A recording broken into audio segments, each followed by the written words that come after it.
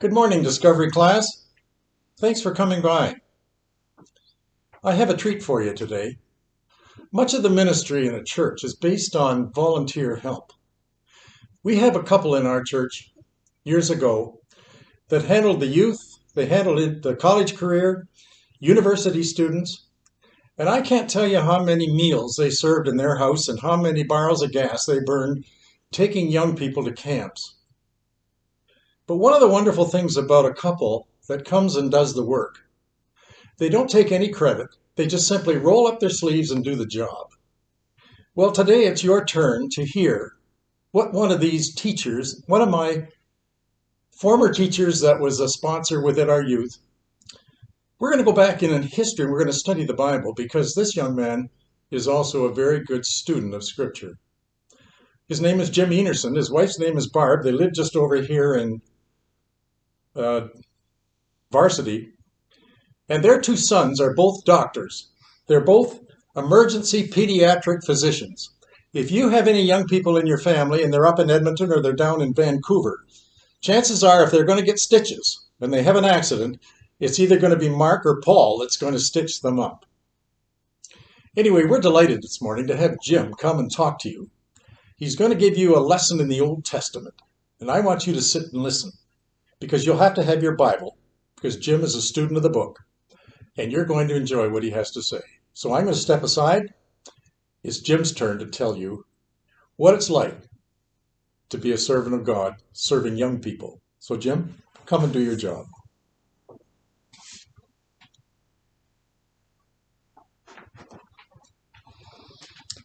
Thank you, Ron.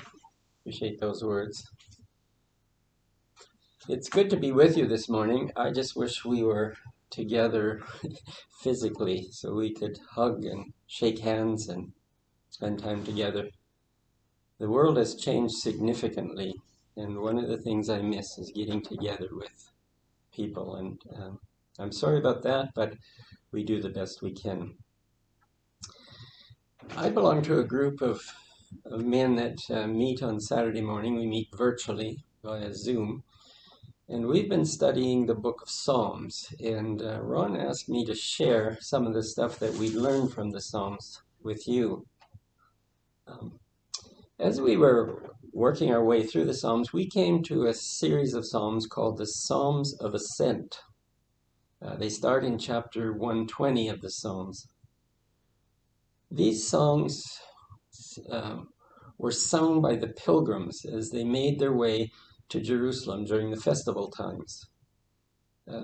If you're familiar with geography, Jerusalem is way up on the top of Mount Zion, so to get there they had to climb the hills, and that's where the word ascent comes from. Psalms that were sung as they ascended the hills to get to Jerusalem. These were songs that were saved for this special occasion. They're kind of like our Christmas carols. We have these songs that we set aside and then we bring them out for this special festive occasion. That's what these songs were about. On the special occasion of the festivals, they would sing these songs as they climbed up to Jerusalem. It all begins with chapter 120. There's a song there that was sung by people that were far away. It mentions two nations, one way in the north and one way in the south. And it talks about these people that are coming from these locations towards Jerusalem. And they sing about how great it's going to be to meet with their brothers. Then we go on into chapter 121. And here the pilgrims from far away are joined by the pilgrims that are closer, near to Jerusalem. And they walk through the hills up to Mount Zion to Jerusalem. As they walk through these hills, their eyes go up and they see the tops of the mountains. Now, if you're familiar with the scripture, you've probably heard that term high places. It's mentioned quite a bit in the old history books. The high places were the places where these worship of these false gods, Baal and Asherah and Moloch, took place. And they set up these altars way in the high parts of the mountain, and they would go up there and carry on these sensuous worship times. So as these pilgrims are making their way along, they look up to the top of the hill, and there they see the altar to Baal, the altar to Asheroth. And they sing, "I will lift mine eyes up to the mountains." And immediately comes the question, where does my help come from? I see that up there. Where does my help come from? And the response, my help comes from the Lord who made heaven and earth. They were headed for Jerusalem, and they'd not be sidetracked by these false gods and this sensuous worship. So they march on, and finally they arrive at the gates of Jerusalem. And that's where we come to Psalm 122, which is the one I want us to spend time in today. Let me just read it for you. I was glad when they said to me, "Let us go to the house of the Lord. Our feet are standing within your gates, O Jerusalem. Jerusalem that is built as a city that is compact together, to which the tribes go up, even the tribes of the Lord, as an ordinance to Israel, to give thanks to the name of the Lord. For there thrones were set for judgment, the thrones of the house of David. Pray for the peace of Jerusalem. May they be secure who love you. May peace be within your walls and security within your palaces. For the sake of my brothers and my friends, I will now say, may peace be within you. For the sake of the house of the Lord our God, I will seek your good." The psalm is about the city of Jerusalem. The pilgrims are just entering the city, and they sing the praises of the city itself. This prompted our group to look further into the history of this city. What is it that the pilgrims are praising here? What is it that they're exalting? So we went back and looked at some of the ancient history. I'm not sure if you realize, but Jerusalem, present-day Jerusalem, is one of the oldest settlements in our modern world. The experts tell us that there's been a settlement on that site for back some 6,000 years, if you can imagine. The first mention of the city is actually in an ancient Egyptian text where it's talked about, and it's referred to by an Egyptian word which means peace. It was a city of peace. In the Bible, the first reference to the city we find is in the biblical narrative of Abraham, the story of Abraham in Genesis chapter 14. And let me just read that to you. It says, "Melchizedek, king of Salem, brought out bread and wine. Now he was a priest of God Most High. And he blessed Abram, and he said, Blessed be Abram of God Most High, possessor of heaven and earth, and blessed be God Most High, who has delivered your enemies into your hand." That particular text is expanded on in Hebrews. Hebrews chapter 7, we read, "For this Melchizedek, the king of Salem, priest of the Most High God, who met Abraham on his way as he was returning from the slaughter of the kings and blessed him, to whom also Abraham appointed a 10th portion of all the spoils, was first of all, by the translation of his name, King of Righteousness, and then also King of Salem, which is King of Peace." So a couple things to notice here. First of all, the name. This place is now called Salem. The word Salem comes from the Hebrew word shalom, which is a word for peace. So for these many years, remember now, this city, this settlement is 2,000 years old at the time of Abraham. And for those 2,000 years, it has maintained this reputation of peace. Notice also that the leader of the king of this city was a man of righteousness, it says. He was a priest to the God Most High. So the city had this reputation of peace, and it had a reputation for righteousness. This city is not mentioned again in the book of Genesis, and we have to go all the way to the book of Joshua before we see it again. Joshua occurs probably some 500 years after the time of Abraham. If you remember the story, Joshua led the children of Israel after Moses died, and he took them across the Jordan River, and he engaged the local population, first of all in Jericho. You remember the story of Jericho?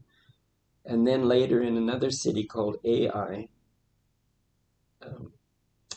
And that's where we run across the next mention of the city of Jerusalem. In Joshua chapter 10, we read this. Now it came about when Adonizedek, king of Jerusalem, heard this, that Joshua had captured Ai and had utterly destroyed it, and the inhabitants of Gibeon had made peace with Israel and were within their land, that he greatly feared, because Gibeon was a great city, like one of the royal cities, and because it was greater than Ai, and all its men were mighty.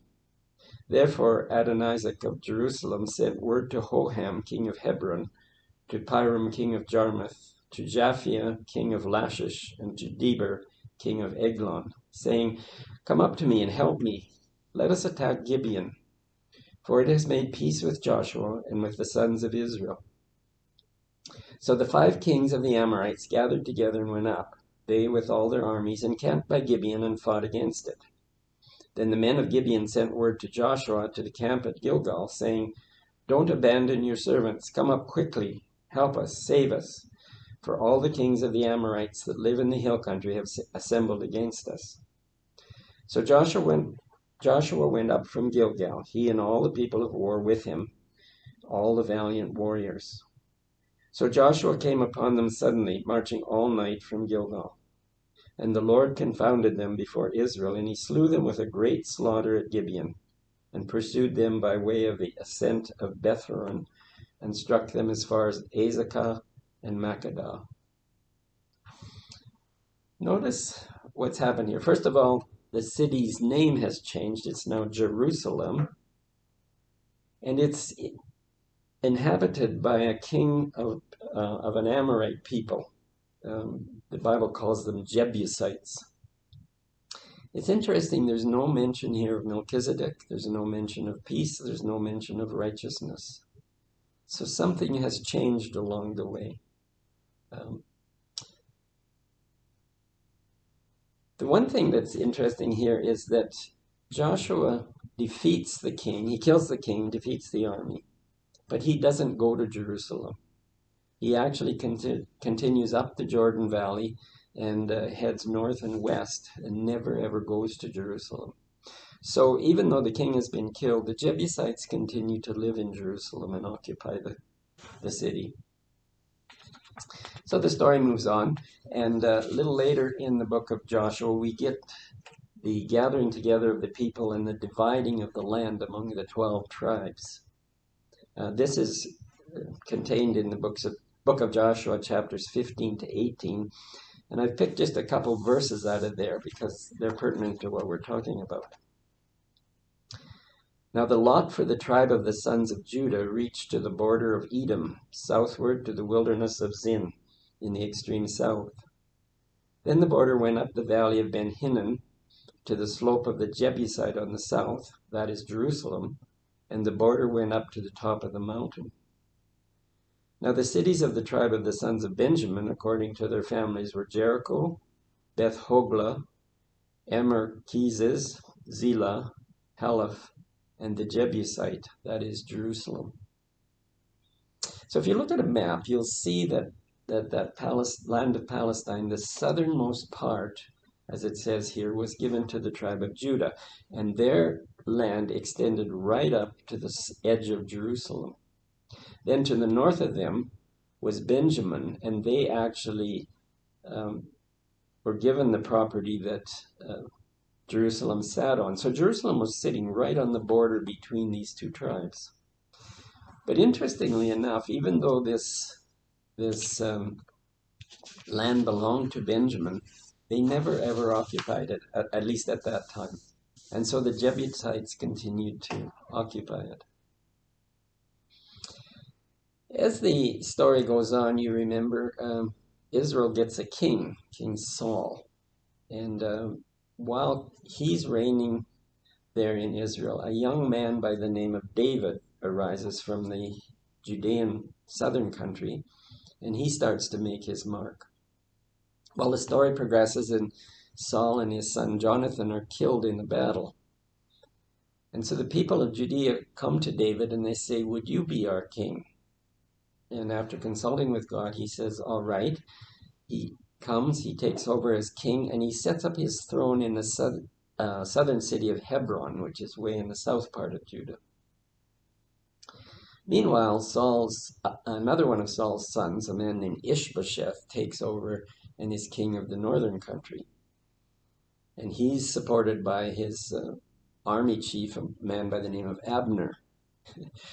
Now, Abner gets tired of all the foolishness. Apparently Ishbosheth was an incompetent leader. And so Abner comes to David and said, "Would you consider being king of the whole nation?"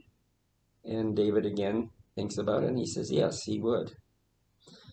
But he realizes that he's got a problem because he's ruling way down south in Hebron. In that day, of course, they didn't have their private jets. He has to communicate with all of his people. It's not very practical for him to rule from down there. On the other hand, if he moves north, he's going to get a lot of flack from his people, right? The kind of thing he was facing is something we're quite familiar with here in Canada. The West is always saying, well, the East doesn't give us any our due and they don't consider us. Meanwhile, in the East, they're saying, well, those people in the West are always complaining. And so we get this bickering back and forth, generation after generation. And David realized that that's what was going to happen if he didn't do something about it. So he pulled a very astute, which I think was a very astute political move. He invades this city of Jerusalem. Remember, Jerusalem hadn't become the property of any of the Israelite tribes. And he makes that his capital. We read that in 2 Samuel chapter 5. It says, "Now the king, David, and his men went to Jerusalem against the Jebusites, the inhabitants of the land. And they said to David, 'You shall not come in here, but the blind and the lame shall turn you away.'"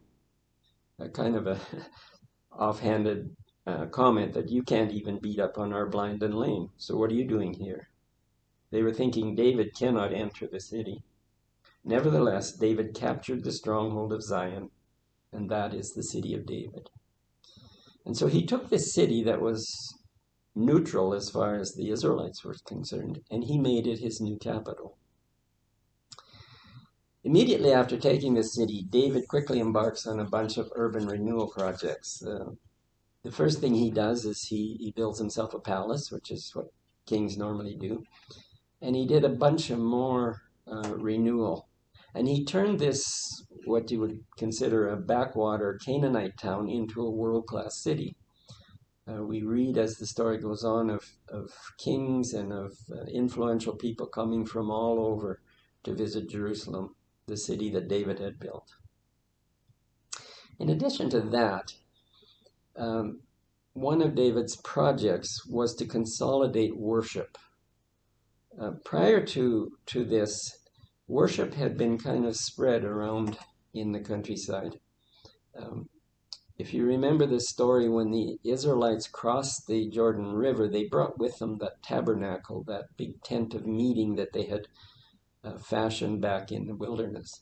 And it was set up in a place called Shiloh. That's where we meet Eli and Samuel and those people. Now, it's been a few hundred years since that tent was built, and tents don't really last that long. So I can imagine that it's kind of falling into disrepair. A second place where worship happened was in a place called Bethel. This place had special significance going back to Abraham and to Jacob. In addition to all of that, you remember the story that the Philistines had invaded the northern part and had taken the Ark of the Covenant captive. And after some problems, they had sent it back, and it had ended up residing in a farmer's barn way out in the countryside, and it was just sitting there. So you can see that worship was kind of all scattered. There was nothing consolidated. And so David moved to bring all of that together. He brought the ark back to Jerusalem.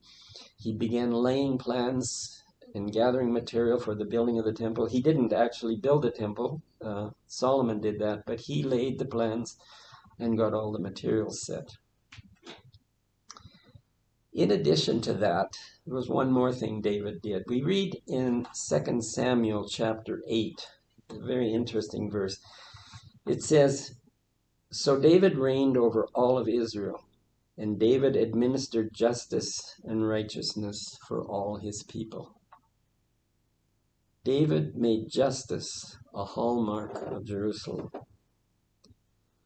So we've got these pilgrims coming to the city of Jerusalem, and that's the background. That's the city that they were coming to and they were singing praises to. It was a city that was built on 3 pillars. First, it was a city of peace. Secondly, it was a center of worship. And thirdly, it was a center of justice. Those 3 pillars. And that's what the pilgrims, as they sing this Psalm 122, that's what they're referring to. Going back there and looking at the psalm, it's interesting. It begins with 3 words, "I was glad." I love that. I was glad. Remember, this is a festival time. Think back to festival times. I think of my own life, festival times, Christmas, Easter, Thanksgiving, these special times when we come together, we eat and we drink and we sit and talk and we exchange stories and we catch up on what we're doing. That's what was going on here. I was glad. Meeting with my friends, some of these people they probably hadn't seen since the last year they had been to the festival. And so there's all the catching up and there's the eating together and the festivities. But it goes on to say, "I was glad when they said to me, 'Let us go to the house of the Lord.'" Their joy wasn't just in the festivities, in the sharing of the meals and the times together, but was it in their worship together. Worship was essential to these people. It goes on, "Our feet are standing within your gates, O Jerusalem, Jerusalem that is built as a city that is compact together, to which the tribes go up, even the tribes of the Lord, as an ordinance to Israel, to give thanks to the name of the Lord." We went there to give thanks to the name of the Lord. In other words, we came here to worship. The psalm continues with the next one, "For their thrones were set for judgment, the thrones of the house of David." In addition to the pillar of worship, there's the pillar of justice. They sing for the fact that David has brought justice and judgment to the land. We might quickly pass over that, but stop and think about the world that these people lived. Governments in those days were autocratic, dictatorial. It was a king. He could do whatever he wanted. You remember the story back in the Old Testament of King Ahab. Ahab had this palace he was living in, and he looked out from his palace window and he saw this garden next door. And he really liked the garden, and he wanted the garden. So he went over there and found out that a man named Naboth owned this garden, and so he said, "Let me buy your garden." And Naboth said, "No, that wouldn't be right." He said, "This is the heritage of my family, and it belongs to my children." He said, "I won't sell it to you." Well, Ahab goes back to the palace, and he sits there and he sulks. And his wife Jezebel comes in and says, "What are you sulking about?" He said, "Well, that garden over there, I like that garden, and I want that garden, but Naboth won't sell it to me." And she says, "You fool, you're the king. You can have whatever you want. Go take the garden." And so Ahab goes over there, he kills Naboth, and he takes the garden. No one stopped him. No one punished him. Nothing was done for justice. Naboth was just pushed aside. And that's the world that these people lived in. That was what justice looked like in that part of the world. However, David set a different standard. He set a standard of justice, and we see that throughout the Psalms. If you read the Psalms, you'll find it over and over again. Let me just read a few excerpts that I found. And this is just a sampling. There's much more than this. In Psalm 41, we read, "How blessed is he who considers the helpless. The Lord will deliver him." Psalm 68, "Thou didst provide in thy goodness for the poor, O God." Psalm 72, "Give the king thy judgments, O God. May he vindicate the afflicted of the people. Save the children of the needy and crush the oppressor."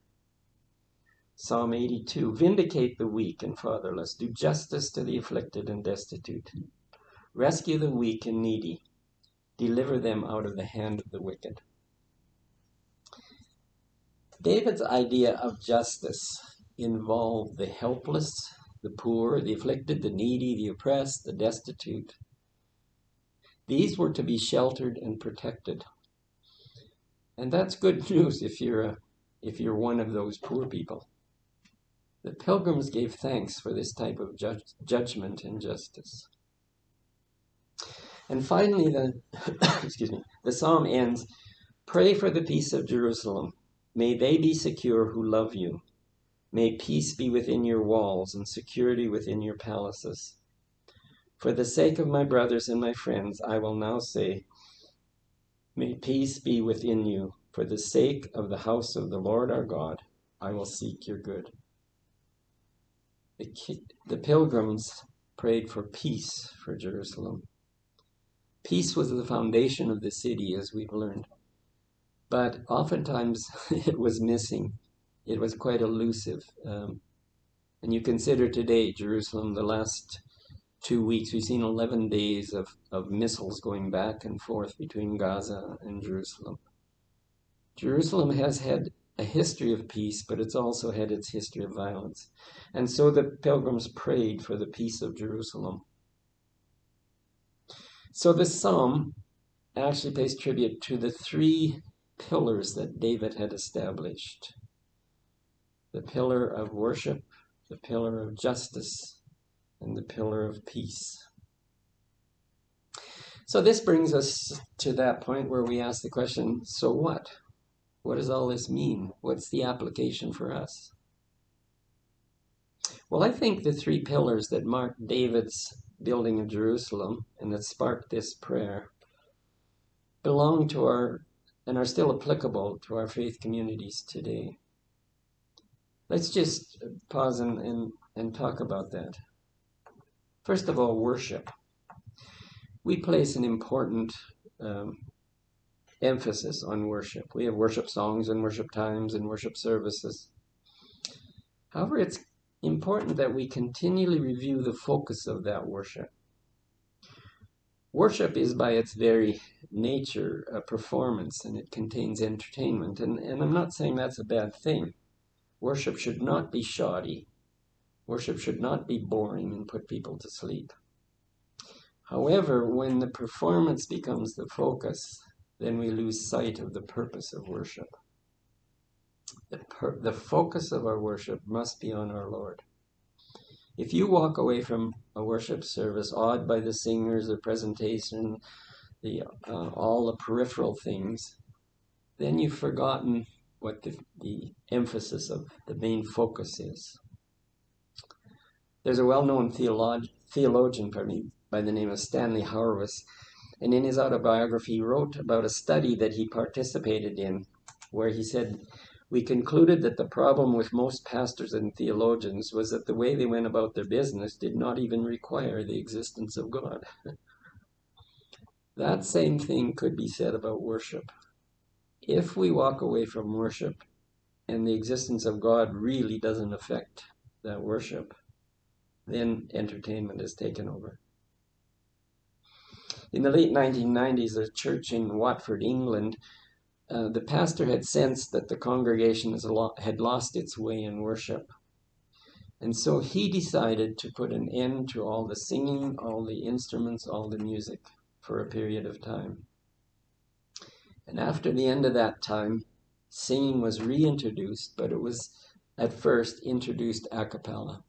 The congregation sang. There were no performers. There were no musicians. Matt Redman, who was the music pastor of the church, he wrote a song to commemorate the reintroduction of this worship of music. The song was called The Heart of Worship, and I'm sure you've heard that song. The chorus goes like this. I'm coming back to the heart of worship, and it's all about you. It's all about you, Jesus. I'm sorry for the things I've made it. When it's all about you, it's all about you, Jesus. Our focus needs to come back to the center of worship. Secondly, justice. Where does justice fit in our community? Justice has a lot of different meanings in our society.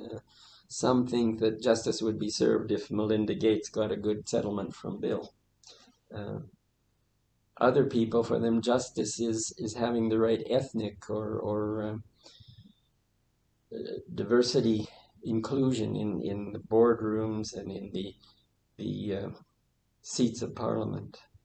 And I'm not arguing about that, but that's not the type of justice that David was talking about. Remember, David's justice involved the poor, the helpless, the afflicted, the needy, the weak, the destitute, the fatherless. How do we respond to that segment of society? Do our faith communities have something for these people? When we make plans, do our plans include them? How do we reach out to them? Justice is one of the pillars.